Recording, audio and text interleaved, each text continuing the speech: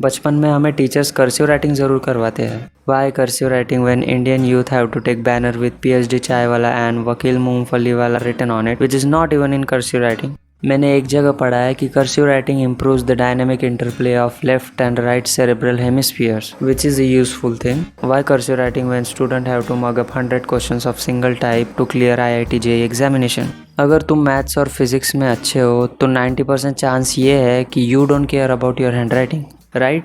Cursive writing की book साल खत्म हो जाने के बाद रद्दी में चली जाती है, where nobody keeps the price of that book. और इसमें हमारी भी कोई गलती नहीं है। साल खत्म हो जाने के बाद वो बुक्स को हम छोटे भाई को भी नहीं दे सकते और ना किसी रिलेटिव को, क्योंकि टीचर्स इस बुक को ऐसे चेक करते हैं कि ये बुक वापस रीयूज नहीं होनी चाहिए।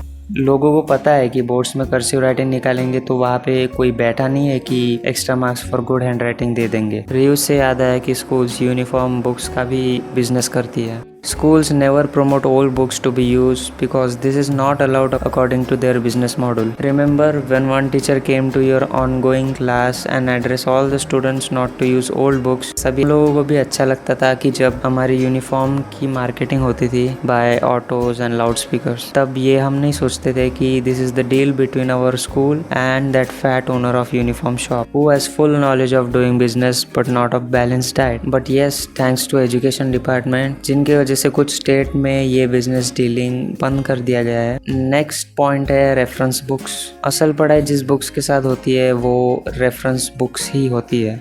टीचर्स को भी पता होता है कि सिर्फ NCERT पढ़ने से कभी क्लैरिटी नहीं आती, अदर बुक्स भी लगानी पड़ती है, खरीदनी पड़ती है। और ये भी सच है कि डिफरेंट बुक्स इस्तेमाल करने से सिलेबस के टाइम पीरियड पे फ़र्क पड़ता है। पर टीचर्स अलग से तो उन बुक्स में से क्वेश्चन करवा सकती है, लेकिन नहीं, हमें कहाँ नॉलेजेबल स्टूडेंट्स निकालने हैं, बस टॉपर ही तो निकालने हैं, विथ नो गारंटी कि उस टॉपर के पास प्रैक्टिकल नॉलेज है या नहीं। बट इन चीज़ों में ट्यूशन टीचर काफ़ी अच्छे होते हैं। स्कूल बुक्स के अलावा अदर बुक्स भी कराते हैं, like RD Sharma and many more. School के जैसे वो चैप्टर्स के लाइन को ही आंसर नहीं बना देते। एंड या this is the bigger issue with school, that why teacher always recommend answers from chapter itself. Teachers पहले पूरा लेसन पढ़ाते हैं, देन क्वेश्चंस के आंसर चैप्टर में से ही टिक कराते हैं। If you have language subjects other than science, maths and social studies, that's because students can express their views on certain topic by their own.